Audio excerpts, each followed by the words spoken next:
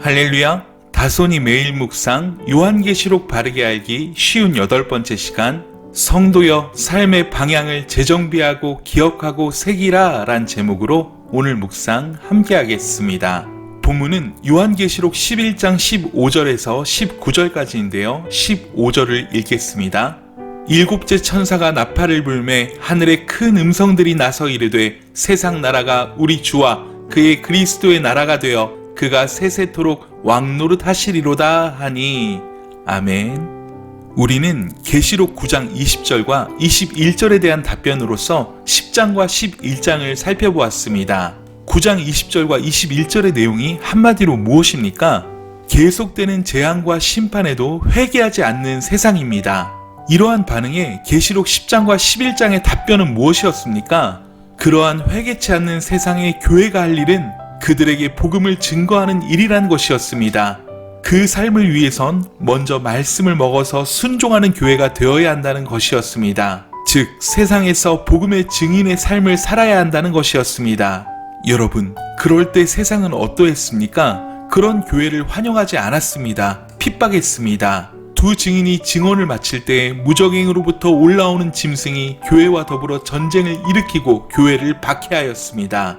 그러나 하나님은 교회를 핍박받게 내버려 두지 않으셨습니다. 교회가 완전히 죽임을 당한 것처럼 사흘 반을 있다가 하나님께로부터 생기를 받습니다. 하나님의 생기가 그들 속에 들어가매 그들이 발로 일어섰다는 것입니다. 이것은 1260일을 살아가야 하는 교회에게 주시는 하나님의 위로였습니다. 치열한 전쟁이 계속되고 있고 이 전쟁은 교회에 엄청난 어려움이 될 수밖에 없었습니다. 복음을 전하는 기간과 엄청난 박해에 신음하는 교회가 같은 기간에 존재하는 것입니다. 1260일과 42달은 동일한 기간이면서 불신자들에게는 재앙의 기간이요 교회는 그 불신자들에게 복음을 전하는 기간입니다.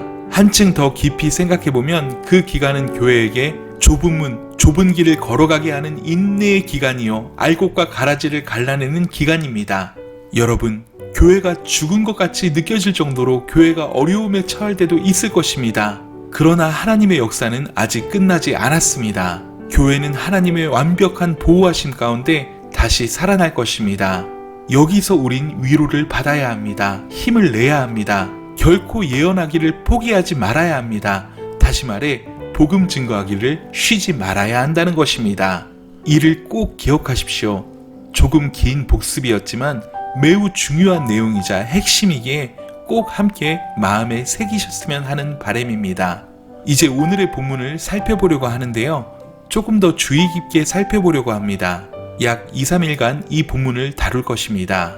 자, 우선 본문을 살피기 위해서는 앞부분을 다시 살펴야 합니다. 나팔재앙은 8장 13절에서 날아가는 독수리가 3번의 두려운 일, 즉 화를 경고하는 것을 포함하고 있습니다. 기억하시죠?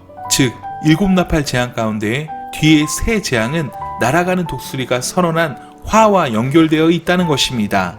첫 번째 화는 9장 1절에서 12절에 메뚜기가 사람의 이마에 하나님의 인침을 받지 아니한 사람들만을 괴롭게 하는 것이었습니다. 이게 5번째 나팔 재앙인 황충 재앙인 것입니다.